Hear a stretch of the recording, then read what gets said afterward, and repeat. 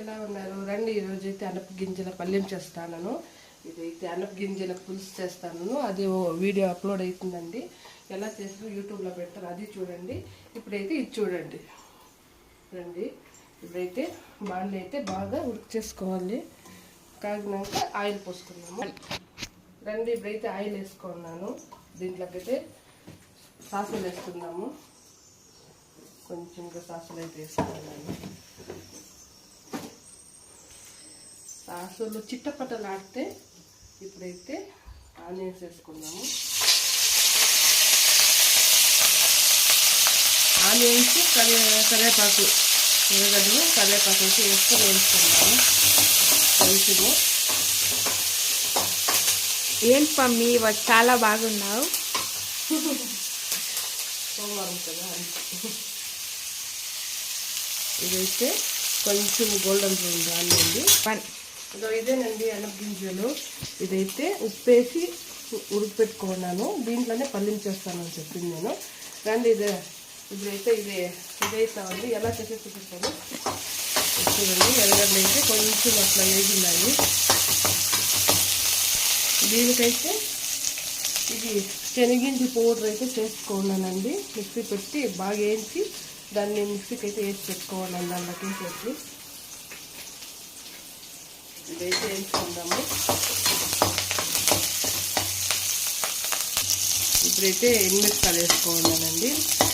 దీంట్లో కొంచెం మిరపకాయలు అయితే నేను వేసుకుంటాను. మీకు ఇష్టమైతే వేసుకోవచ్చు, లేదంటే లేదు. నేనైతే కొంచెం వేస్తానండి. కొంచెం వేస్తాను. అలాగే కొంచెం ధనియా పౌడర్ అయితే వేసుకుంటాను. టేస్ట్ అయితే బాగుంటుందండి, అందుకైతే వేసుకుంటాను. ఇది బాగా ఆయిల్లో ఉడకాలండి. కొంచెం ఆయిల్ అయితే ఉడికింది. ఇప్పుడైతే వేసుకుందాము.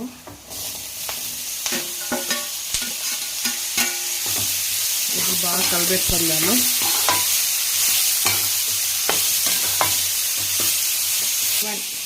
ఇప్పుడైతే వేసుకుందామండి.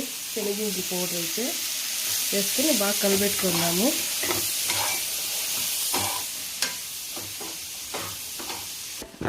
అప్పుడైతే ఉడికేటప్పుడు అయితే ఉప్పు వేసుకోవాలన్నా. ఇప్పుడు కొంచెంగా వేసుకుందామండి. ఉప్పు అయితే సాల్ట్ అండి. కొంచెం ఎక్కువైతే ఎక్కువైపోతుంది, అది కొంచెంగా వేసుకుందాం. వేసి కలిపెట్టుకుందాం.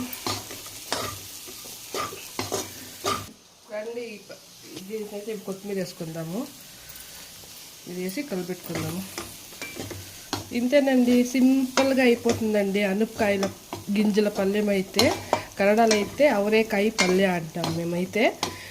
మీకు తెలుగులో అయితే అనప గింజల పల్లెం అంటాము. ఈజీగా సింపుల్గా అయితే అయిపోతుందండి.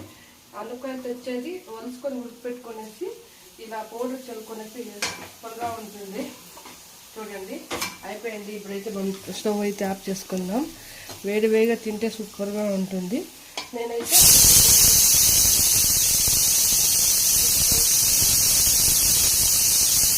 ఇప్పుడైతే పులుసు అయితే అవుతా ఉందండి.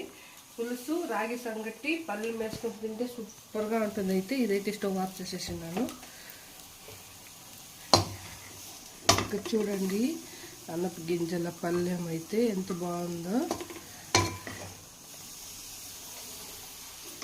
మీరు ట్రై చేయండి, చాలా బాగుంటుంది, సూపర్గా ఉంటుంది. నా వీడియోస్ అయితే ఎక్కువగా వస్తూ ఉంటాయండి, చూడండి.